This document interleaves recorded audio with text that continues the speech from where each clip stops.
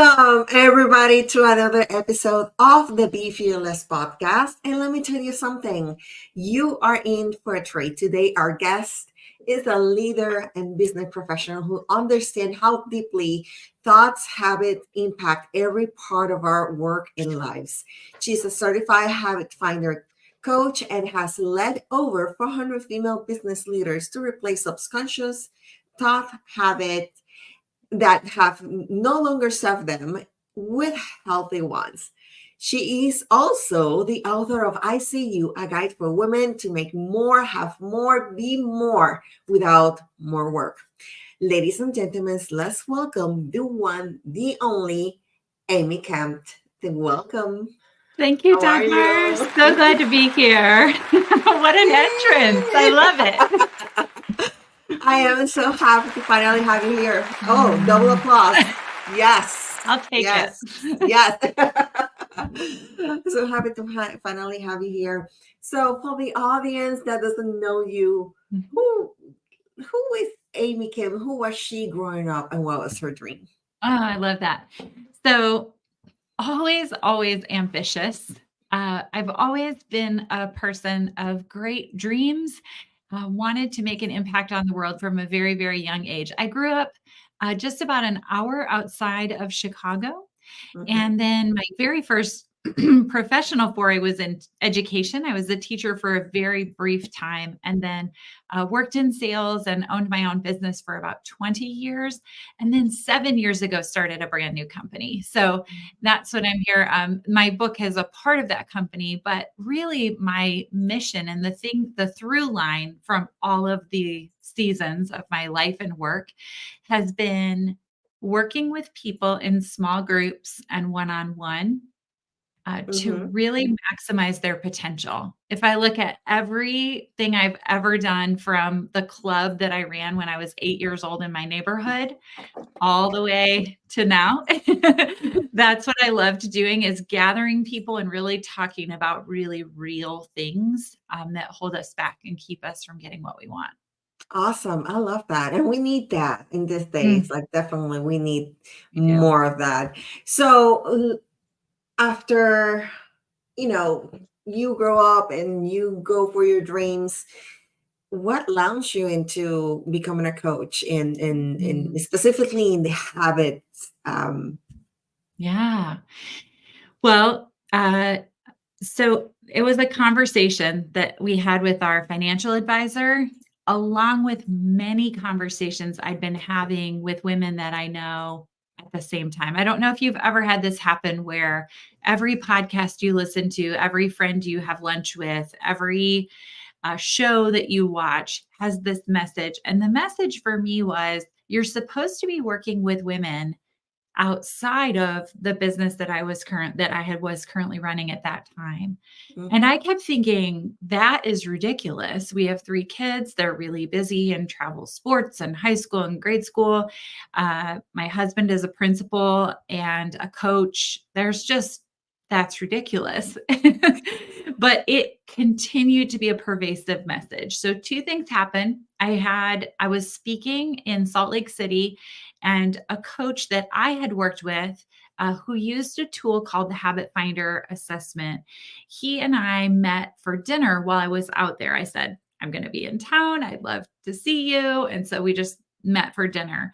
I told him about all of these conversations that I'd been having with women, themes of, I want more money. I want more impact. I want more influence, but I'm exhausted. And it's impossible for me to work more hours. I'm at my max capacity. And a lot of these people were people who they'd done some things. I mean, this wasn't their first time, working to create something. They had built successful careers or businesses, but they had reached kind of a plateau where there was no more time or energy that they could give to the thing, but they still wanted more back. Yeah. And so that was one thing that was happening. At the same time, I had a meeting with my financial advisor, my husband and I did. And she said she had given us all these forms to fill out, what are your goals? Where are you financially? All of this. And so she said, I'll never forget it. She had the papers in front of her, kind of neatly stacked. And she is a trusted friend and advisor. So we have a really strong relationship. And she said, I've gone through all of your feedback. Thank you for being so thorough. You don't have any debt. You're doing a great job managing your money. You're not overspending. There's just one problem. If these are your goals, you want to pay for college for 3 kids, you want to retire at these ages and live where you live and do these things. And then she paused and she said, you're not making enough money. And I felt like all of the air left the room. I knew pretty quickly, looking at my husband, he's very invested. Well, one, he's just great at what he does, but also he's not going to make a career move at this point. He's 7 years away from being able to retire from education. And he's maxed out in terms of his time. It became really clear very quickly that I was the one that was going to solve the problem. And it led me on this journey of exploration that started 7 years ago of, so what happens when you can't work anymore? Mm-hmm. You can't outwork your thought habits. You've got to learn to think differently and show up in the world differently. There's a different way of interacting with the world that is needed when you reach that level where you hit that ceiling. Yeah. And so that's where it all began. I love that you talk about that and making enough money for retirement too, because I think that's one of the things that shocked me when I wrote my first book, was that the average American needs to retire comfortably $1.7 million in their account just to have everything covered. Correct. Medical, daily necessities, house, food, everything. And it shocked me at that point when I read that. And I was like, last time I checked, who from the average group, right, has Yes. $1.7 million in their account. Mhm. So having you work in helping women to move toward a point where they can actually retire and have more money and be more. I love that. I love that Oh, concept, and I love that you're doing it. So thank you for doing it. money Yeah. is such a central part of my work. Also, it's become a really central theme. And Yeah. it's because money, actually, there's a chapter in my book called Money is a Mirror, Yeah. but money has a lot of really great information to provide if we pay attention to it. And for me, for example, in that one conversation, my whole world shifted on its axis because I had a nagging doubt that I was being underpaid. I had like how you have kind of that background noise, but I Yeah. also was kind of at the top of the mountain. I was getting a lot of recognition. I was leading the number one team in the United States. I was speaking at events. I was right. And so while I had all of this public facing recognition, there was this reality that behind the scenes, for us to achieve these goals, I had to really be more honest about what was happening financially. And so I think this is work that women aren't comfortable with always, but that it's so vital. It's so vital. So, Yeah. yeah. Oh my God. Now, I guess, and I'm saying I guess because I haven't had the opportunity to read your book yet, although I have read this, like the excerpt and Mhm. have read very good reviews from it. But what motivates you then to put all this knowledge into this book for women to, take a step forward into that direction? Sure. Many things. First is just a lifelong dream. I was an English major in college. I've always been a writer. And so words and books speak to me more deeply than any other form of communication, probably.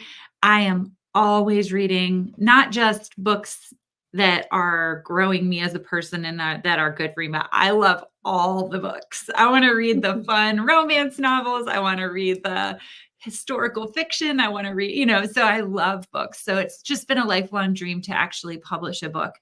Mhm. But second, I know that my work isn't accessible financially for all people. And I really wanted to give people a chance to access the principles and the stories and the work I do at a lower price point where they could sort of get a feel for what I do. Mhm. And I want to use it as a tool with my clients. So when I say that this book is a co creation, I could not have written it without the hundreds of thousands of conversations I've had with women over the last 25 years. There were so many moments in the creation of it where either I would get stuck or I would even have a little bit of panic where you think, do I know what I'm doing here? Is this a good idea? But I could see their faces. I knew the people I was writing this book for so intimately because I'm working with them every day, all day long. And that was so compelling that I know what to say to them. I know what they are wanting and needing and where their points of dealing with all of the unpaid labor in our world and Mhm. having a successful career and a family and a community involvement. I'm dealing with women who have this fullness of life and they don't feel seen. Yeah. They're seen, everyone sees them. They're leading in big roles. They're doing big work, but no one really sees their life experience, and it's pretty intense. It's pretty heavy at times. Not bad, always heavy, but it's a lot. And so those It are can my be. people. That's who and why I wrote this book. It was for them. It was an offering to them, and the work that we've done for the last few decades. I love that. So why habits in as a specific? Mhm. What is then a habit in your words? Sure. Well, there are external habits, right? Brushing your teeth or getting up at a certain time. That's not really necessarily the work I do at all. The Mhm. work I do is with your habits of thinking. So, our brains have two parts, the conscious mind and then the subconscious mind. Actually, the vast majority of our thoughts are happening below the surface, and we aren't even aware of them. So, I am a habit finder coach. I've been certified and taught to use a tool called the Habit Finder, which takes a snapshot of all that's happening under the surface. So, just as a really simple example, one habit of thinking I see a ton with women is this habit of obligation where they're operating in a space of have to, need to, and should. Have to, I have to pick up the kids. I need to put away the laundry. I should be visiting my grandma at assisted living. I need to get that project done for work on time, and I should be working on this so that I get this promotion. I mean, there's a plethora of things. You can do all of those things from this subconscious habit of thinking that says have to and need to and should. And it feels like you are strapping on a 100-pound backpack as you go through your day and do those things. Conversely, you can replace that habit of thinking with I get to, I choose to, I want to. You can do all of the same things from that energy and from that habit of thinking and use way less energy. There's way less drag taking the backpack off and just going through your day doing it. But we aren't really even aware that that's happening because it can just sneak in and kind of become pervasive without us even knowing. So the tool sort of, even the first time I took it, I remember thinking, how did they know this from that? I almost felt a little upset. Just how did how did but then the more I looked at it and the more I paid attention, the more accurate and real it became. And I recognized how much those habits of thinking were holding me back. Awesome. What do you think is the main issue that you have seen with your clients when it comes to like improving the habits or in getting Mm, rid of habits that doesn't serve them? awareness.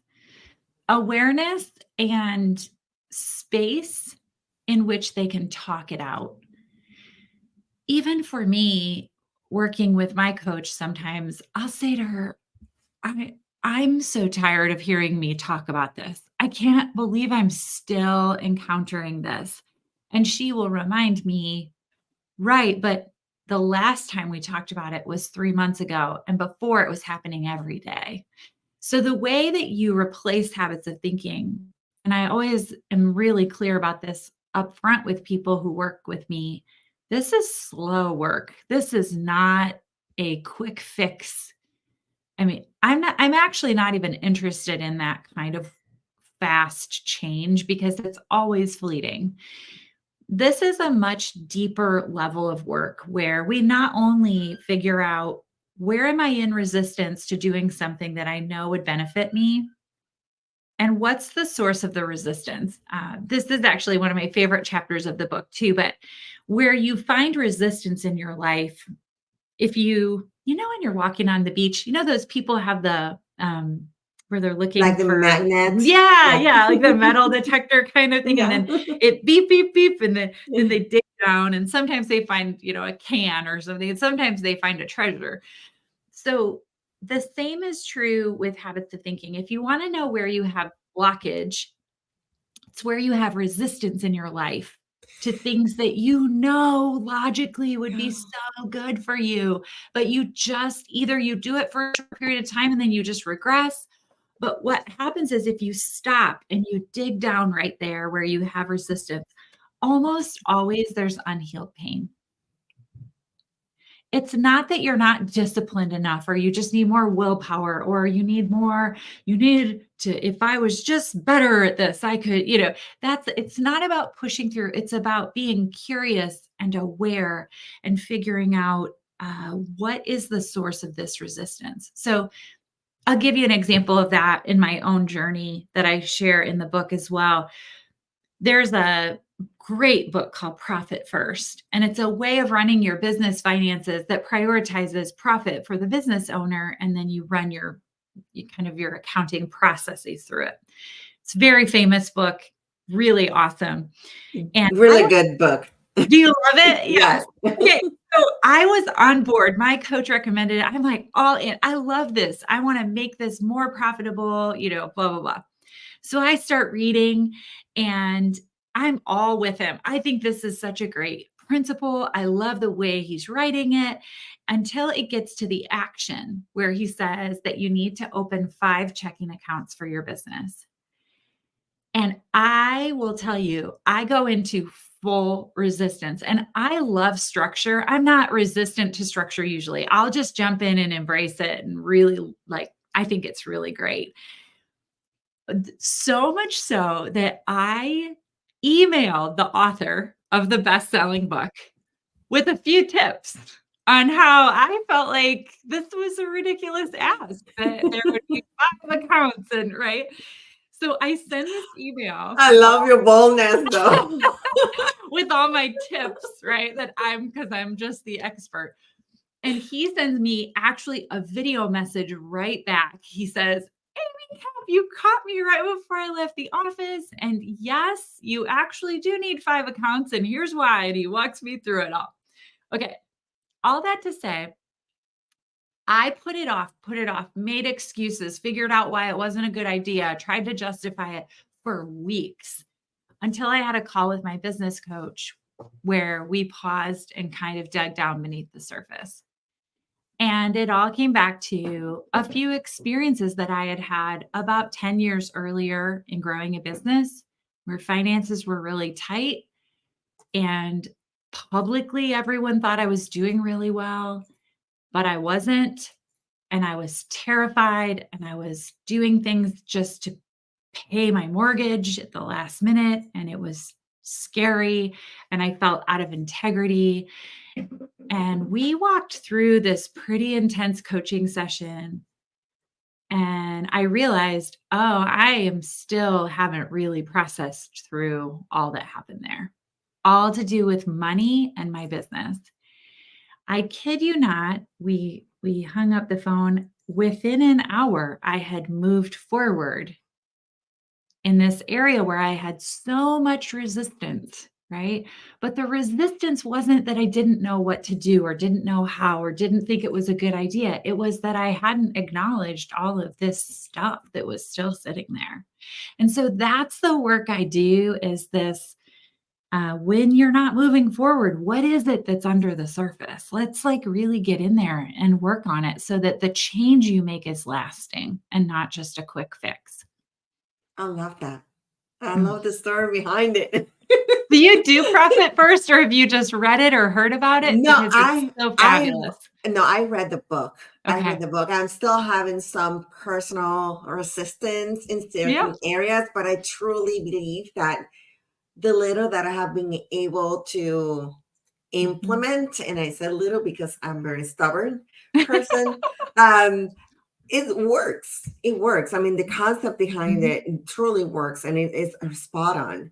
Yeah. Um, But it's just like anything, right? We know that exercise makes us feel better, but but then it's we're a still not, process. It's a yeah, process. yes, we're still not doing it, or we're not doing the things there. It's in all the areas where we make New Year's resolutions, right? Hmm. Your health, your money, your time, your relationships, all of those areas are where these habits of thinking really play a role. So, Exactly.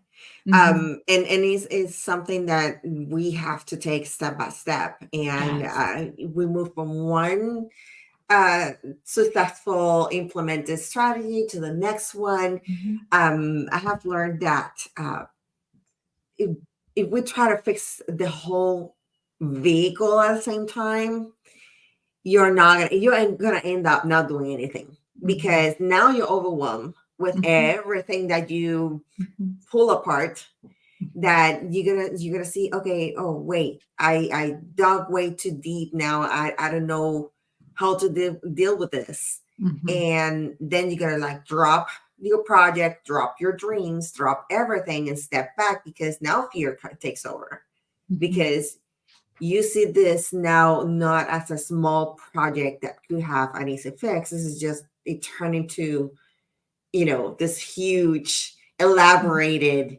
yeah, project that is in front of you, waiting for you, because you have the skills, you can do it. Yet mhm, the fear is there, sure, the overwhelmed, the self doubt, right? Because mhm, then the imposter syndrome comes in and say, "Who are mhm, you? Who do you think you are to that you mhm, really think you can do this?" mhm, And in all the self talk that goes into our mind, telling us, not telling us that we can, is more of a self protection mechanism mhm, that we as human have yeah, to kind of like shield us from failure, when right, actually failure is so good, yeah, um, because you learn from it. For me, mhm, failure is like the cheat sheet. Now you know what not to do in order to get mhm, things right. sure, Yeah. yeah, hmm, So now that we have talked about that, what would you say? I think you mentioned something about, that this self habit, this self habit that you have to build, it's a process and it takes time. Would you say that your clients achieve certain amount of success in certain amount of time, or they tend to go the long road towards mm, making changes? mm. Well, I would say every client is so different, but some of the clients that I'm most proud of, I would say, externally, you might not measure their success as much as the clients that I've helped quadruple the size of their business, right? But I, a lot of times, will say the people who have traveled from leaving an emotionally abusive marriage or from um, getting help with an addiction that no one knew about, or who have done, right? Like there's sometimes the progress is under the surface because you Mhm. can't build the seven-figure business until you've dealt with the unhealthy relationship sometimes, right? You can only do so much within the context of that. And so it depends on the person. Everyone has a different starting line, or sometimes you think you're coming to work with me to grow your business times 5. But then we realize, oh, well, really, what's going to grow it is to heal your relationship with money and to redefine it and figure out how to interact with money in a more healthy way. And so it's just so different with each person, but the outcomes are staggering. It's astonishing to me still to not, because I think here's one really big distinction also is that, and I do this with myself too. There's 3 parts of the work I do. It's like a triangle where there's the quality of life. So, how much do you want to be working? Do you want to be working 70 hours a week? Most people don't, right? What's your quality of life? What's the amount of money you want to make? And then is it in alignment with your purpose? So when I'm making decisions about anything, do I pursue this? Do I grow this part of my business? Do I say yes to this opportunity? I run it through. Does it fit into my boundaries with my quality of life? Does it pay me what I'm worth? And is it in alignment with my purpose? And if not to all 3, then it's a no. And so even my goal always, I'll tell people, is to work like a teacher. So light in the summers, breaks when my kids are off school and my husband is off school, 8 to 3, Monday through Friday. That's what I work, right? Quality of life, get paid like a CEO. So I want to work like a teacher, get paid like a CEO. And that's in alignment. Both of those roles actually are in alignment with my purpose in teaching and coaching people. So, and leading people. So I love that's that you mentioned critical. boundaries. I Mm, love that because I found that a lot of people have issues establishing those boundaries, or they say they establish the boundaries, but yet they answer on the phone at 9 or 10 p.m. correct. Yeah. Yeah. And we a lot of times blame or get frustrated or resentful and then realize, oh, wait, this is actually this is my responsibility. I've created this. I've created this problem. That's what most of my clients recognize. But they also don't trust their internal intuition for many reasons of what's enough to work, what's enough to earn. When am I done? Is it okay for me to not answer a call from a client? Is it okay for me to fully take time off? There's a lot of things that we just don't trust our intuition on either. So we do a Yeah, lot of work on that. I love that. So Mhm. we nearly to the end. So before we tell the people how to connect with you and how and where to grab a copy of your book, Mm. um, what are things you will tell our audience today that of steps that they can take to make more, have more, and be more? Mhm. This is so easy for me. I will always say invest in growing you more than you invest in any other thing. So invest in the class, the coach, the program, whatever the thing is that is speaking to you right now that feels like it would meet the need. It will bring up to the surface every form of resistance. This is selfish. Are you really worth it? You could spend that money on other things. I mean, there's so many reasons why you can't. But I think we underinvest in ourselves. So I would always say to someone, your best investment is in growing you. Mhm. When you do that, the external things will take care of themselves. I was just leading a group. It was about building a 6-figure coaching business, and what we learn every time is that building a 6-figure coaching business is always more to do with what's happening inside of you than your website, your offerings, you need to have some structural things. But what it really comes down to is all this internal stuff that's happening, the noise in your head, your feeling of value, where your value comes from. All the internal stuff is where I would invest the most amount of money because it tends to then just create the rest, all the external things. I love it. Thank you so much for those tips. Mhm. And thank you for your time in sharing your story and everything that you do with the audience. Where can people connect with you? Yeah. So I love to invite people to find me at my website, which is just my name, Amy Kemp, AMYKEMP.com. Super simple. There you can find information about my book, lots of cool blog posts, all about my coaching offerings and online courses. But also there you can take the assessment that I use, the Habit Finder, for free. So it's a fun way for you to get a snapshot of what's happening at a subconscious level in your brain. You get the results right away. It's a 44-page PDF file. So you can see and read through all of those results right away. But I would invite you to take it. It's impossible to know what's happening at a subconscious level because we're not aware of it. That's why it's the subconscious mind. So that's where I would invite people. And then of course on social media, you can find me at Amy Kemp Inc. So Awesome. That's Facebook and Instagram. yeah. Awesome. By the way, if you viewing this or listening to this, the link for the assessment is on the description of this podcast. So make sure that you go and visit that link and take your assessment. There's so much to unpack and cover about yourself there. And like she said, she highly recommends it. I'm going to do mine today. So I want to know what it's going to tell me. I'm so excited. Yeah, I mean, I always think that we never stop learning, we never stop growing, we never stop changing, and we never stop being creative.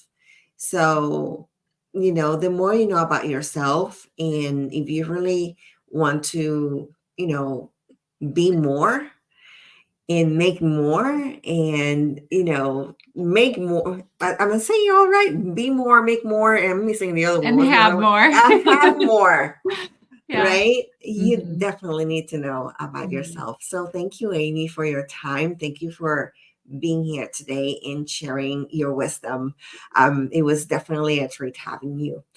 For any other words before we say goodbye? No, just thank you for the opportunity. It's been a pleasure to be in your space and to get to speak with you today. Thank you. So you're welcome anytime that you want to come back and, share anything with us. We're here for you. Well, ladies and gentlemen, this is not the end of Be Fearless podcast, but until the next one, don't forget to unlock your potential and be fearless. We'll see you on the next one. Bye.